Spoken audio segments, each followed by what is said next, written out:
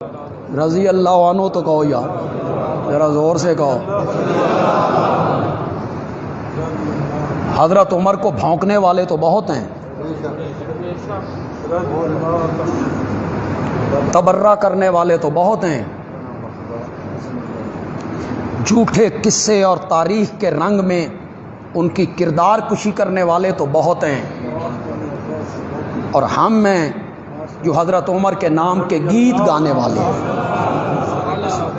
رضی اللہ تعالی، جسے میرے نبی نے رب سے مانگ کے لیا تھا،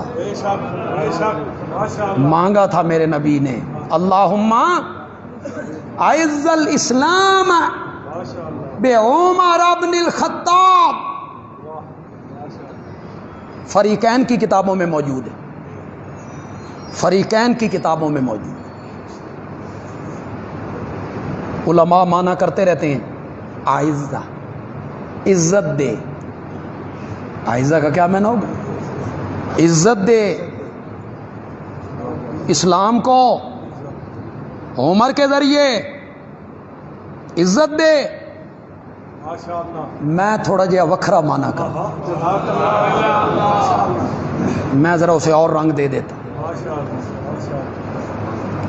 لیکن یہ ذہن میں رہے، تب اس معنی کا لطف تب آئے گا جب یہ ذہن میں رہے۔ حضرت صدیق اکبر مسلمان ہو چکے ہیں، حضرت عثمان بھی مسلمان، زور سے بولو ذرا یار، حضرت علی بھی مسلمان ہو چکے ہیں، حضرت طلحہ بھی، حضرت زبیر بھی، حضرت سعد بھی، حضرت سعید بھی، عبد الرحمن ابن عوف بھی، حضرت علی بھی، پھر دوبارہ کہتا ہوں حضرت علی بھی دامن اسلام میں آ چکے ہیں۔ اس کے باوجود میرا نبی کہتا ہے مولا اسلام دی گڈی نہیں ٹردی، نہیں چلتی اسلام کی گاڑی، یہ اسلام دی گڈی چوڑنا چاہنا تے عمر دے دے، عمر دے دے۔ اللہم اعز الاسلام بعمر بن الخطاب۔ میرے نبی نے مانگ کے لیا تھا، یہ مراد محمد ہے، اسے روضہ رسول میں حضرت علی نے سلایا تھا۔ کیوں حضرت علی سامنے نہیں آئے؟ جب ان کو دفن کیا جا رہا تھا روضہ رسول میں، حضرت علی ڈھال بن کے سامنے کیوں نہیں آئے کہ میں دفن نہیں ہونے دوں گا،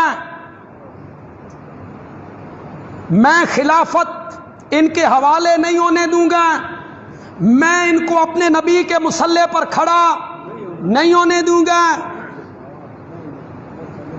کیوں نہیں آئے؟ کیوں نہیں آئے؟ کتنے لوگ میرے اشارے کو سمجھ پائیں گے؟ کتنے لوگ میرے اشارے کو سمجھ پائیں گے؟ 60 سال کے سیدنا حسین، کتنی عمر ہے؟ 60 سال کا آدمی تو بوڑھا ہوتا ہے، قوائے کمزور ہو جاتے ہیں۔ 60 سال کا حسین بچوں سمیت میدان میں نکل آتا ہے، یزید کی حکومت نہیں مانتا، نہیں مانتا۔ علی اکبر ذبح کروا دیا، علی اصغر ذبح کروا دیا، حضرت عباس ذبح کروا دیے، بھائی اور بھتیجے ذبح کروا دیے، خیمے جل گئے۔ انہوں نے کہا میں یزید کی حکومت کو نہیں مانتا۔ 60 سال کا حسین، 30 سال کے علی نے ابو بکر و عمر کو کیوں مان لیا تھا؟ کیوں مانا تھا؟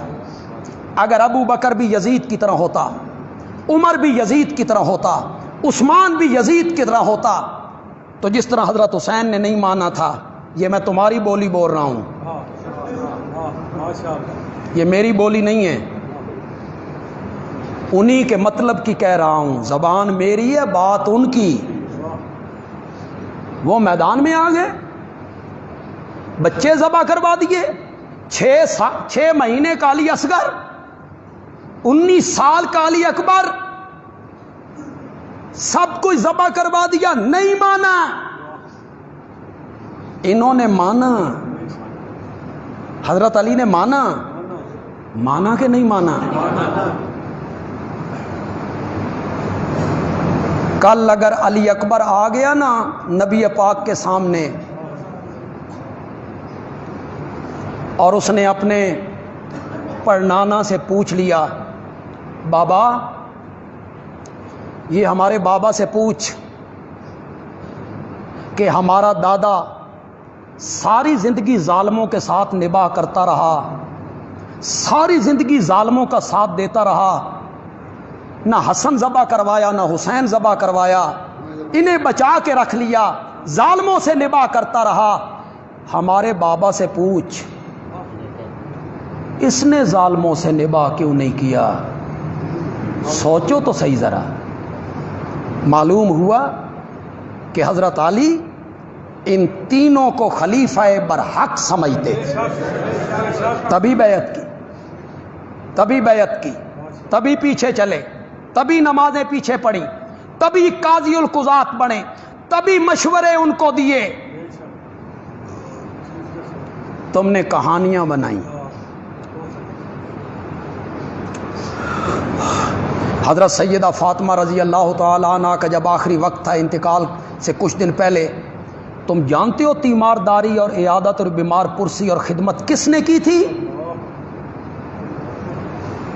یہ کوئی ہماری کتابوں میں نہیں لکھا ہوا، اس پر تو تمہاری کتابیں بھی گواہ ہیں، فریقین کی کتابوں میں لکھا ہوا ہے. بندیالوی کبھی کچی اور ریت پہ کھڑے ہو کے بات کرنے کا عادی نہیں ہے. حضرت فاطمہ کی تیمارداری اور بیمار پرسی اور خدمت خلیفہ وقت سیدنا صدیق اکبر کی بیوی حضرت اسماء نے کی تھی. جن گھرانوں کے درمیان مخالفتیں ہوں، دشمنیاں ہوں، اس موقع پہ وہ ایک دوسرے کی خدمت کیا کرتے ہیں.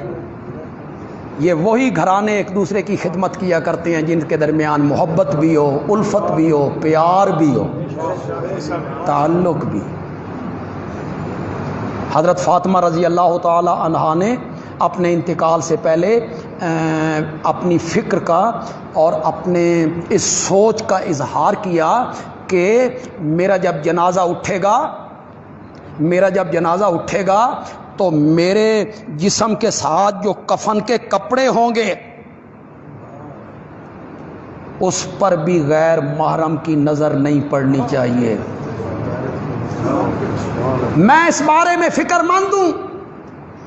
حضرت اسماء زوجہ صدیق اکبر نے کہا، بی بی اس کا حل تو میرے پاس ہے. کہ کیا؟ کہ میں نے حبشہ میں دیکھا ہے، میں نے حبشے میں دیکھا ہے کہ وہاں جب عورتوں کا جنازہ اٹھایا جاتا ہے تو چاروں پائے جو ہوتے ہیں اس پر فٹ کی 1.5 فٹ کی لکڑی گاڑ دی جاتی ہے، چاروں پایوں پر اس کے اوپر چادر ڈالی جاتی ہے، ان لکڑیوں کے اوپر اس طرح جسم سے اوپر چادر آ جاتی ہے. تمام کتابوں نے لکھا کہ حضرت اسماء کی یہ بات سن کر حضرت فاطمہ مسکرا اٹھیں، خوش ہو گئیں. اور یہ بھی لکھا کہ یہ سیدہ فاطمہ کی زندگی کی آخری مسکراہٹ. اس کے بعد ان کا انتقال ہو گیا. یہ بیمار پرسیاں کر رہے ہیں، یہ مشورے کر رہے ہیں، یہ باتیں کر رہے ہیں، یہ عادت کر رہے ہیں. ہمیں تاریخ کی کتابیں بتایا گیا یہ لڑتے تھے، یہ دشمن تھے، بغض تھا، لڑائیاں تھیں، مال کے جھگڑے تھے، باغ کے جھگڑے تھے، پھلوں کے جھگڑے تھے، فدق کے جھگڑے تھے، عدالت کے چکر تھے. تم میں سے کتنے لوگ جانتے ہیں؟ بعد میں ہاتھ کھڑے کرواؤں گا لیکن مسیت وچ بیٹھے ہو غلط ہاتھ نہیں کھڑے کرنا. آپ میں سے کتنے لوگ جانتے ہیں کہ حضرت سیدہ فاطمہ کا جب انتقال ہو گیا اور ادھر حضرت صدیق اکبر رضی اللہ تعالیٰ عنہ کا انتقال ہو گیا تو حضرت صدیق اکبر کی اسی بیوی حضرت اسماء نے حضرت علی سے شادی کی تھی. ہوں ہاتھ کھڑے کرو کتنے بندے جان دے سن تھوڑی انا للہ تمہیں تو بتایا ہی نہیں کہ حضرت اسماء نے، یہ حضرت حسنین کی سوتیلی والدہ ہو گئی، اور تم میں سے کتنے لوگ جانتے ہیں کہ جب حضرت سیدنا صدیق اکبر کا انتقال ہوا تو ان کا بیٹا اسماء کے بطن سے جس کا نام محمد تھا، ابھی وہ چند مہینوں کا تھا یا سال کا تھا، حضرت ابو بکر کے اس بیٹے کی پرورش حضرت علی کی گود میں ہوئی۔ مخالفتیں تھیں کہ موافقتیں تھیں؟ بولتے کیوں نہیں ہو؟ دشمنی تھی کہ دوستی تھی؟ مخالفت تھی کہ بھائی چارے تھے؟ انشاءاللہ ان قریب میری ایک کتاب آ جائے گی۔ یہ جو کرونا ہے، کرونا ہے تو یہ شر، اللہ اس سے محفوظ فرمائے، پورے عالم کو اللہ اس سے نکال دے۔ فیس بک میں پڑھا واللہ عالم کے مدینہ کرونا سے پاک ہو، اللہ سارے شہروں کو پاک کر دے، اللہ ہمیں بچا لے اس سے، اللہ نجات فرما دے۔ لیکن شر کے پہلو سے خیر کا پہلو نکلتا ہے۔ وہ پہلے کرونا نہیں ہوتا تھا تو ہمیں سفروں سے ہماری جان ہی نہیں چھوٹتی تھی، آج یہاں جلسہ، وہاں تقریر، وہاں کانفرنس، ہوں بیٹھے ہیں گھر۔ تو انشاءاللہ ان قریب میری 3 کتابیں انشاءاللہ منظر عام پہ آئیں گی انشاءاللہ۔ ان میں ایک کتاب اس موضوع پر ہوگی، حضرت علی اور ابو بکر کے تعلقات، حضرت عمر اور حضرت علی کے تعلقات، حضرت علی اور حضرت عثمان کے تعلقات، حضرت علی اور حضرت معاویہ کے تعلقات، ان کے درمیان کیا تعلقات تھے، کیا رشتہ داریاں تھیں ان کے درمیان۔